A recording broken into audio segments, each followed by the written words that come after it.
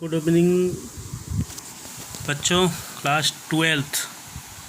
आज online class की शुरुआत हम करेंगे व्याकरण से, और व्याकरण में हम पढ़ेंगे पहला कारक। कारक किसे कहते हैं? तो कारक की परिभाषा ये होगी कि संज्ञा अथवा सर्वनाम के जिस रूप से उसका संबंध वाक्य के किसी दूसरे शब्द के साथ या विशेषकर क्रिया के साथ ज्ञात होता है तो वह कारक कहलाता है। और उसके बाद है विभक्ति। विभक्ति कारक को सूचित करने के लिए संज्ञा और सर्वनाम के साथ जो प्रत्यय लगा जाता है वह विभक्ति कहलाती है। उसके बाद कारक के प्रकार।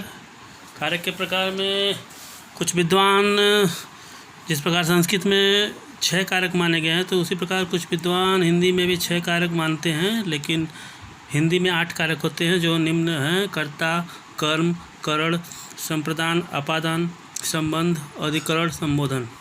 और इसकी विभक्तियाँ जैसे कर्ता का ने, कर्म का को, करण का से द्वारा, फिर संप्रदान का को के लिए, हेतु, निमित्त, वास्ते, अपादान का से होगा, संबंध का काकी के रारी रे, और अधिकरण का में, भीतर, पर, पै, पर, और संबोधन का हे हो, अरे, ऐसे करके कर्ता कारक।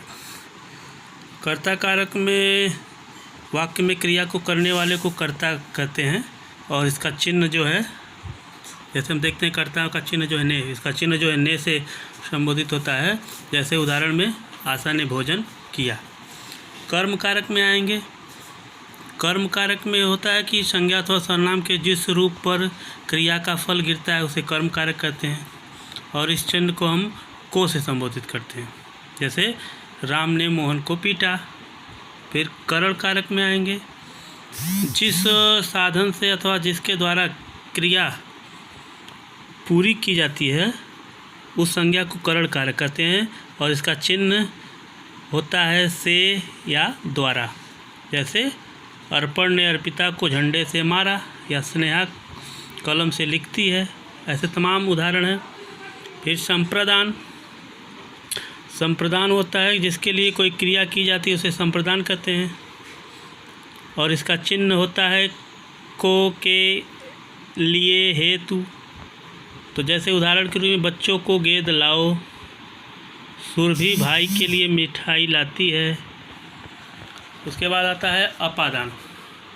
जिस संज्ञा अथवा सर्वनाम से किसी वस्तु के अलग होने या किसी वस्तु का अलग होना ज्ञात हो वह अपादान होता है, और इसका चिन्ह होता है से।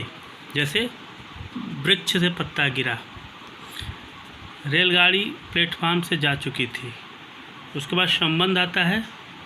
संबंध में संज्ञा अथवा सर्वनाम के जिस रूप से दूसरे शब्दों के साथ संबंध प्रकट किया जाता है वह संबंध कारक होता है, और इसका चिन्ह होता है काकी के रारी रे इत्यादि।